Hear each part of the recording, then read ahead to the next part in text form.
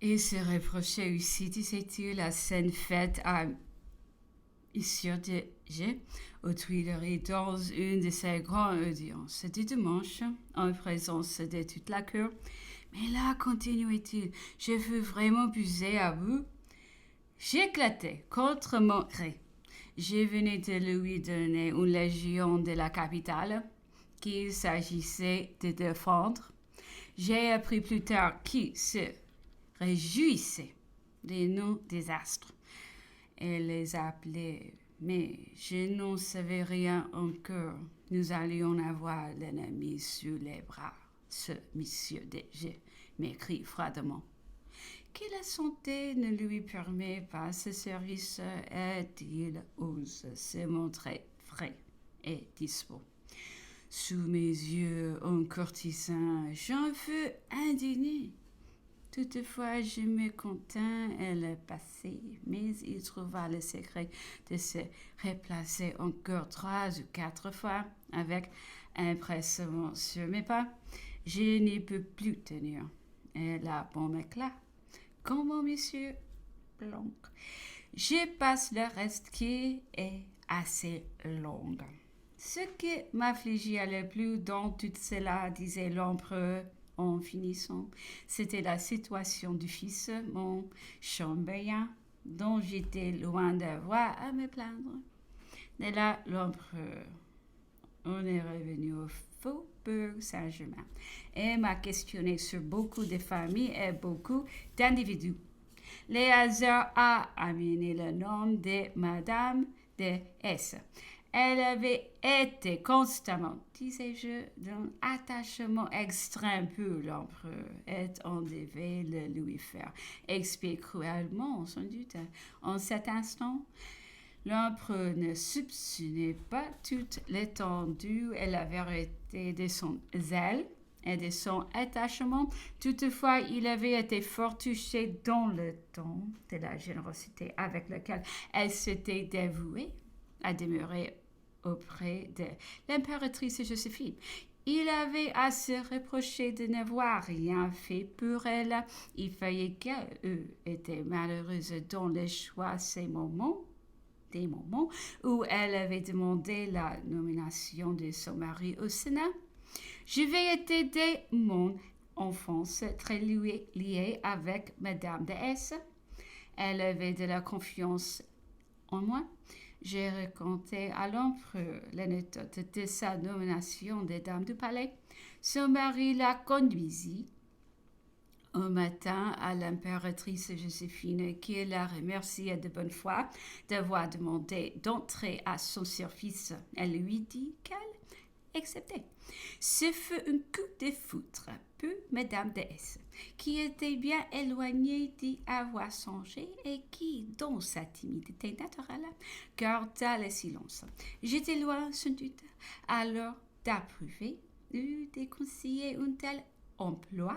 Toutefois, je lui rendais un vrai service en retenant une lettre de refus qu'elle m'avait confiée à l'insu de sien et qui pu devenir funeste aux intrigues de ceux qui avaient mené toute cette affaire. L'empereur demandant d'où avait pu venir sa grande répugnance. J'ai répondu que c'était par sa connaissance et ses rapports direct avec nos princes. Elle avait raison, disait-il. Comment ce mari pouvait-il la placer ainsi dans une fausse position? C'est comme dans mes nominations des chambellans. L'un d'eux me fit prier de trouver bon qu'il refusa. Ayant été, disait-il, premier gentilhomme de la chambre de Louis XVI et de Louis XVIII, je fus le premier à m'écrier comment veut-on que cela fût possible? Il a raison, c'était un manque d'égout dans ceux qui me le proposaient. Mais moi, que vais-je à y faire? Pouvais-je deviner le pareil détail? Mes grandes affaires me permettaient-elles d'y descendre? Quoi qu'il en soit, continuait l'empereur, à Madame de S eût su s'y prendre.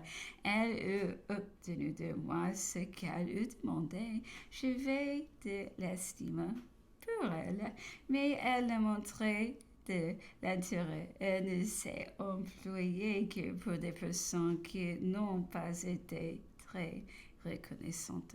Entre autres, pour quelqu'un qui perdra voulu l'être encore de moi. À mon retour, sa fille étant venue m'assurer que si je voulais lui accorder cette faveur, il en profiterait avec empressement et se conduirait avec zèle. Ne connaissant, disait-il, d'autre parti que celui de la nation, ce qui du reste était très bien.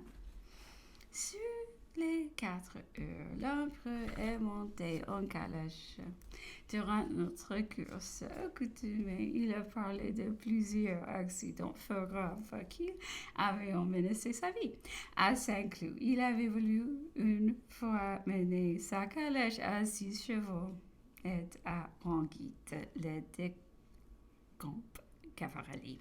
Ayant que chevaux traversé les chevaux, les vite emportés. L'empereur ne peut prendre les tours nécessaires. La calèche fut avec toute la force d'une vélocité extrême frappée contre la grille. L'empereur se trouva violemment jeté à 8 ou 10 pieds, un travers sous le ventre. Il y était mort, disait-il, 8 ou 10 secondes. Il avait senti le moment où il avait cessé d'exister, ce qu'il appelait le moment de la négative. Le premier qui, se jetant à bas de son cheval, vint le toucher, le ressuscita, le rappela soudainement à la vie par la simple contact, comme dans la cauchemar où l'on se trouve délivré, disait-il, des craintes un peu préférées au cri. Une autre fois, disait-il encore, il avait été noyé assez longtemps. C'était en 1786 à Auxonne, sa garnison étant à nager et seul, il avait perdu connaissance coulée au billet au courant. Il avait senti fort bien la vie lui échapper. Il avait même entendu sur le bord des camarades annoncer qu'il était noyé et dire qu'ils courraient chercher le bateau pour reprendre son corps. Dans cet état où choc les rendit à la vie, c'était une banque de sable contre lequel frappa sa poitrine. Sa tête se trouvant merveilleusement hors de l'eau. Il en sortit lui-même, vomit beaucoup, réchauffi ses vêtements et avait atteint son logis qu'on cherchait encore son corps. Une autre fois à Marly, à la chasse du sanglier, tout l'équipage étant en fuite, en véritable déroute d'armée, disait l'empereur. Il était bon avec sous et Berthier contre 3 énormes sangliers qui les chargeaient au bout portant. Nous les douâmes roides tous les 3, disait-il, mais je fus touché par le mien et j'ai failli en perdre les doigts que voilà. En effet, la dernière phalange de l'avant-dernier doigt de la main gauche portait une forte blessure.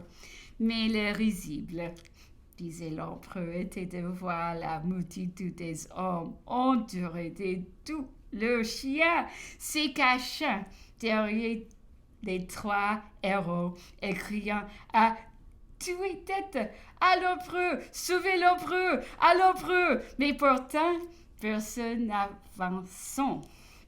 Politique. 24. L'empereur n'est sorti qu'il peut monter en calèche. Notre promenade a été de près d'une heure et demie. Nous allions lentement et nous avons redoublé notre tour.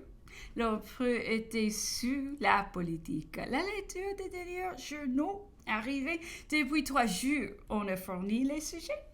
En France, l'émigration des patriotes était rapide et l'on semblait loi la favorisait en ne confisquant pas les biens.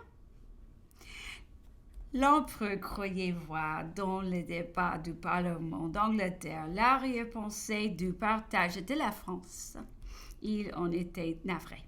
Tout cœur vraiment français, disait-il, doit être au désespoir. Une immense majorité sous le sol de la patrie doit ressentir les angoisses de la plus vive douleur. Ah, sait-il, écrié qui ne suis-je dans une sphère en dehors de ce globe, que n'ai-je les pieds sur un sol évidemment libre et indépendant, où l'on ne pourrait soupçonner aucune influence d'autrui, que je donnerai le monde.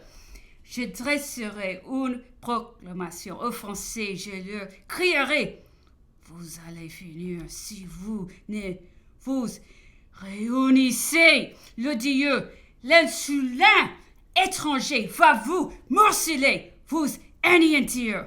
Révélez-vous, Français, faites masse à tout prix, ralliez-vous.